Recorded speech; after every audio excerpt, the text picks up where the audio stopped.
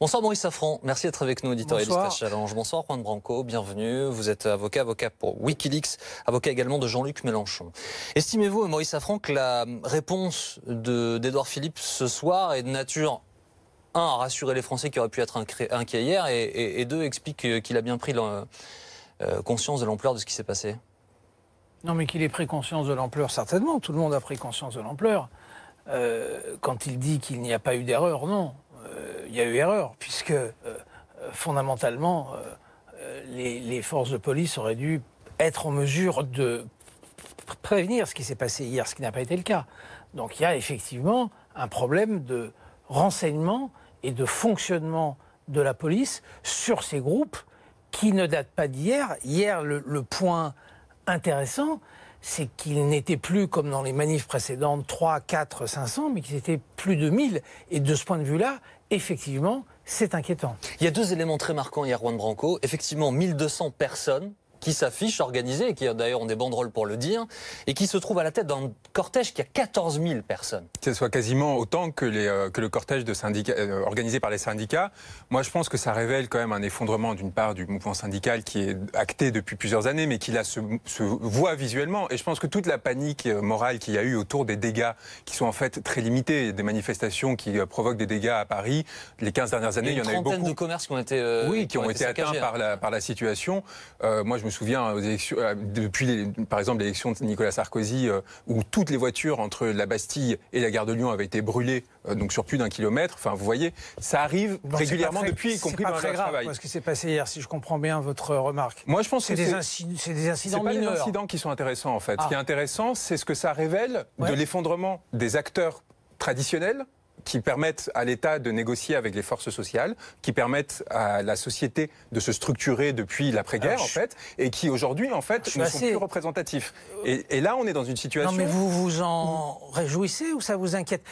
Je suis surpris que quelqu'un qui était candidat de la France Insoumise se réjouisse de la faiblesse de ce qu'ont montré hier les syndicats, de la faiblesse des syndicats. Mais je comprends mieux, c'est assez cohérent avec toute la bataille qui est engagée depuis des semaines et des semaines, ultra violente dans le fond, sur les idées, entre Philippe Martinez et Jean-Luc Mélenchon. Et effectivement, vous vous satisfaisez qu'hier, une manif syndicale ait été écrasée par ces incidents. Parce que depuis hier, on ne parle pas du mouvement social du tout, on ne parle que des incidents. Que la France Insoumise, par votre bouche, se réjouisse de cet état de fait, ça me semble hallucinant. Bon, ça a l'air de vous faire trembler. Moi, je ne parle pas au nom de la France Insoumise, d'une part. D'autre part, ce que j'ai essayé de réexpliquer ce que je viens de dire, c'est-à-dire tout simplement que ce qui est significatif, c'est pas le fait qu'il y ait un McDo et 3 kiosques qui aient été saccagés, c'est le fait qu'il y ait des forces qui ne sont pas, qui ne font pas partie du monde d'hier, qui ne font pas partie des forces traditionnelles qui jusqu'ici régulaient la société, qui s'affirment d'elles-mêmes. Vous les condamnez? Est-ce que les Black Blocs, vous les condamnez ou pas condamner, comme vous n'êtes personne pour les juger. Est-ce que vous vous retrouvez dans cette gauche-là? Alors posons les questions différemment. Est-ce que le mouvement Black Bloc vous semble appartenir à la gauche démocratique qui peut s'exprimer comme n'importe quelle gauche? C'est une question fondamentale. Moi, ça ne m'intéresse pas de savoir s'il peut ou pas. Moi, je vois les faits, c'est-à-dire que ça existe. Il y a ce mouvement qui réunit plus de 1200 personnes, comme vous l'avez dit, plus de 15 000 personnes autour de ça. Et je me dis, qu'est-ce qui fait que dans notre société, il y ait une jeunesse qui aille vers ces mouvements qui sont en effet violents, destructeurs, etc. Et qui fait qu'aujourd'hui, on se retrouve, parce qu'on n'arrive pas à comprendre ce qui se joue, parce qu'on n'arrive pas à comprendre leur pensée, qui n'est représentée nulle part, qui est structurée. Contrairement à ce qu'on pourrait penser, c'est des gens qui sont nourris à une série de théoriciens, qui sont en train aujourd'hui d'occuper l'école normale supérieure, c'est pas n'importe quel endroit. Des pensées qui sont élaborées par des gens comme Agamben, etc., qui sont portées par les personnes, par exemple, du Comité Invisible, qui ont élaboré des édifices théoriques, justement, qui essaient de structurer une pensée alternative à celle de l'État actuel, autour de la commune, etc. Et on voit que ces personnes-là essaient de construire un monde différent ailleurs. Excusez-moi, je vous interromps un instant, parce que ce que vous nous expliquez ce soir, finalement, on l'entend assez peu, Maurice Safran, donc c'est important de s'arrêter dessus. C'est très important. Non, mais c'est pas vous que je m'adresse. On entend beaucoup ces dernières heures que ces mouvements d'ultra-gauche, ils sont appelés comme ça, ne sont structurés en rien, qu'il n'y a ni aspect pyramidal, ni théorisation ou théologie en leur sein. Or, vous nous dites, vous, ce soir, Juan Branco, que c'est l'inverse, qu'il y a une pensée, et que cette pensée est construite, et qu'il y a des penseurs au-dessus de ça. D'ailleurs, qui a fait que vous êtes complètement tombé dans le panneau, c'est-à-dire qu'ils ont gagné symboliquement hier, en provoquant quelques dégradations, ils ont réussi à occuper complètement l'espace médiatique et à écraser médiatiquement et visuellement les syndicats. Donc, avec la complicité de BFM, etc., parce qu'ils ont réussi, ils savent très bien qu'aujourd'hui, la société fonctionne sur ces images. Oui, même si la portée du message qui est véhiculé hier dans les actions est limitée. Non, mais c'est assez cocasse cette façon de dire les choses, parce qu'effectivement, vous avez raison de poser la question de l'information en boucle et de ce qu'elle provoque, l'information en boucle. Mais c'est un autre problème. Moi, je constate, et je suis assez fasciné par ça, que depuis quelques jours d'ailleurs, parce que ça ne date pas d'hier, tant Philippe Poutou, au nom du NPA, qu'un certain nombre de représentants officiels ou officieux de Jean-Luc Mélenchon, depuis cet après-midi, sont incapables de condamner clairement ce qu'ont fait les Black Blocs hier. Je pense que dans l'histoire de la gauche démocratique... Mais parce qu'on ne répond pas à vos injonctions. Vous êtes qui, monsieur, pour vous faire une injonction de cet ordre-là? Je suis comme vous, je discute avec vous. Ici, je ne vous fais pas d'injonction, moi. Je dis qu'aujourd'hui, je fais mon métier. Moi, je refuse de répondre à votre injonction. Je fais mon métier et je pose une question... Pourquoi la gauche démocratique n'est pas capable de condamner un mouvement antidémocratique, ultra-violent, qui abîme le mouvement social dans ses profondeurs. Et c'est très intéressant de constater aujourd'hui que la gauche de gauche, qui appartient au camp démocratique, n'est plus capable de le faire. Ça peut déranger monsieur, mais c'est un constat qui existe et que des tas de Français se posent depuis hier soir. J'en suis parfaitement capable et je serais ravi de le faire. Je ne vais pas le faire parce que je ne réponds pas aux injonctions de personnes qui n'ont pas de légitimité pour le faire. Mais je suis journaliste, je vous pose une question, c'est mon métier, je suis là pour le faire. Il n'y a aucune injonction là-dedans. Et la deuxième chose, c'est que justement, et c'est là où est votre erreur, Jean-Luc Mélenchon et la France Insoumise... de me donner une leçon et d'expliquer des erreurs. Parce que vous me posez une question. La France Insoumise, justement, se situe comme une alternative à cette déshérence et elle essaie de porter un projet de société cohérent qui vise à éviter que se déploient dans la société des forces qui, en effet, portent des violences et sont vecteurs de destruction, au moins partiellement. Et la France Insoumise, et Jean-Luc Mélenchon, essaie, comme vous l'avez entendu ce matin chez Jean-Jacques Bourdin, essaie de ramener ces personnes-là en disant ne partez pas dans des aventures sans destination et au contraire, essayez de construire un mouvement cohérent qui permette de répondre au désarroi dans lequel vous vivez. Et donc, moi, c'est pour ça que je vous dis, c'est pas un effet de style ou quoi que ce soit. Quand je vous dis que je ne parle pas au nom de Jean-Luc Mélenchon, c'est que ce n'est pas du tout la ligne qui est portée par Jean-Luc Mélenchon, celle que vous dénoncez. Donc, essayer de l'amalgamer avec Poutou, c'est lui faire un mauvais procès à lui, qui n'a pas besoin de porte-parole comme moi, pour après se prononcer ou pas. Moi, je constate que dans ma génération, il y a une incompréhension fondamentale de cette société et il y a une grande difficulté à s'y insérer. Et qu'il y a beaucoup de personnes autour de moi qui sont emportées vers ces mouvements qui aujourd'hui sont en train d'occuper l'école normale, etc. Des personnes qui sont très formées, très intelligentes, qui réfléchissent alternativement à la société et qui peuvent pourtant s'emporter dans ces mouvements parce qu'ils considèrent que la représentation des syndicats, la représentation politique ne permet pas aujourd'hui de susciter un changement de société. Et ça, je pense que vous êtes d'accord avec moi. On a le droit de répondre. Bien sûr, mais ça fera allez-y. Je pense qu'il y a un point qui est très intéressant, c'est qu'il y a depuis qu'Emmanuel Macron a été élu président de la République, c'est un fait, il y a une violence du verbe qui n'a jamais existé avec les précédents présidents. Dieu sait,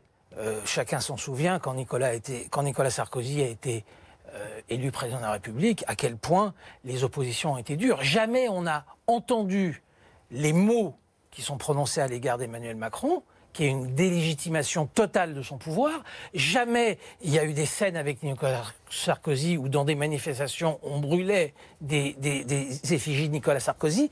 Et je pense que je ne fais aucune comparaison avec ce qui s'est passé hier. Je crois que d'une certaine façon ça participe de la même violence idéologique et politique qui attaque une partie de la gauche.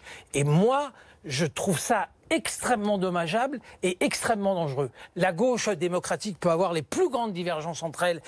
Une grande partie ou la plus grande partie de la gauche démocratique peut considérer qu'il faut combattre Macron jusqu'au dernier souffle. Ça, c'est parfaitement légitime. Les mots qui sont employés, la façon de le dire, la façon de l'écrire et la façon de le faire est extrêmement dangereuse. Et elle accompagne ce qui s'est passé hier. Mais Juan Branco, hier, la première réaction... C'est un jugement politique absolument pas moral. Excusez-moi, mais s'il vous plaît, la première réaction hier de Jean-Luc Mélenchon, elle est importante, c'est un tweet pour dire ce sont sans doute des bandes d'extrême droite. Peu importe qu'il le fasse sur Twitter, peu importe qu'il dise sans doute ou pas. Il a dit qu'il s'est trompé depuis. Oui, mais je suis d'accord avec vous. Ce que je veux dire, c'est que la façon dont il réagit, je parle bien de sa réaction, témoigne du malaise pour lui, pour l'ensemble de la classe politique, syndicale, pour tout le monde, face à ce phénomène que personne ne parvient à appréhender. Après, pardon, en dehors du système. Et pour terminer ma question, Juan Branco, ils font beaucoup de bruit, ils cassent des choses, mais pour autant sont-ils représentatifs de tant de gens et de tant de choses? C'est ça cette question, et la difficulté de l'appréhender. Et la question, c'est de savoir qui est représentatif dès le moment où des personnes qui justement n'appellent pas, ne se considèrent pas forcément comme représentatifs de quoi que ce soit, sont capables de réunir autant de personnes que des mouvements syndicaux qui sont censés représenter les travailleurs. Je ne comprends pas le fonctionnement. Je comprends pas le fonctionnement intellectuel, parce que à partir de ce moment-là, les 11 millions de Français qui votent pour le Front National, ils sont totalement légitimés par ce que vous dites, puisque le fait de... Qu'est-ce que peut justifier sur le fond? On peut penser qu'ils ont raison, c'est un autre débat, mais le fait qu'ils soient 15 ou qu'ils soient 15 000 ne change rien au jugement qu'on peut ou ne pas avoir sur le fond. Sauf que... ça fait des années que j'entends la gauche, moi le premier, ça fait des années, on explique que c'est pas parce que les électeurs du Front National sont 11 millions qu'ils ont raison, c'est pas parce qu'ils sont 12 000, 15 000, 20 000 qu'ils ont raison, ils peuvent être 15 000 et être dans la faute et l'erreur politique la plus totale. Sauf que juger, c'est très facile et comprendre, c'est plus difficile. Mais si, et vous êtes en train de dire ils sont dans la faute morale, etc. Moi, je dis très bien, très intéressant. Je pose la question, ils peuvent l'être? Moi, ce qui m'intéresse, c'est de savoir pourquoi ce mouvement existe et comment ça se fait qu'il y a 1200 personnes qui sont, alors que c'est interdit, capables de sortir cagoulés en plein centre de Paris et prendre les risques qu'ils prennent, c'est-à-dire d'être arrêtés, d'être jugés, emprisonnés, etc. Pourquoi? C'est-à-dire, qu'est-ce qui fait qu'on amène ces personnes-là, qu'est-ce qui fait qu'on n'arrive pas à réintégrer cette société-là, ces personnes à la société, personnes qui ne sont plus que représentatives d'elles-mêmes? Vous êtes avocat, cette question, vous pouvez la poser pour n'importe lequel de vos clients, que ce soit un meurtre, que ce soit un vol, que ce soit... C'est une question qui reste légitime. C'est un mouvement. Sauf que là, c'est un mouvement politique. Mais il peut avoir tort, ce mouvement politique. On peut attendre de la gauche démocratique qu'elle le condamne de la... Essayer de comprendre pourquoi est-ce qu'on a créé ça et comment est-ce qu'on arrive à le régler aussi. Mais les responsables politiques sont là pour faire de la politique. Les responsables politiques ne sont pas des intellectuels. Ils ne sont pas là pour ça. Ils sont là pour faire de la politique. Depuis hier, on ne fait que parler des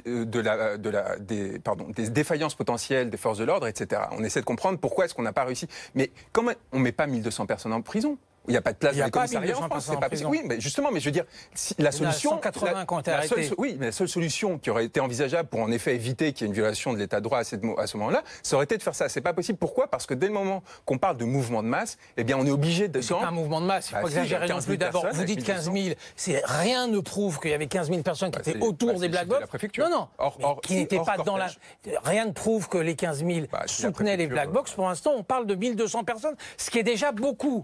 Mais vous ne répondez pas à la question fondamentale, comment la gauche démocratique, dans toutes ses composantes, peut et doit se situer par rapport à ce mouvement-là. On sent très bien que dans la gauche démocratique, il y a des fractures. Et ça, c'est très inquiétant. Merci beaucoup. Merci d'avoir accepté d'échanger ce soir sur ce plateau.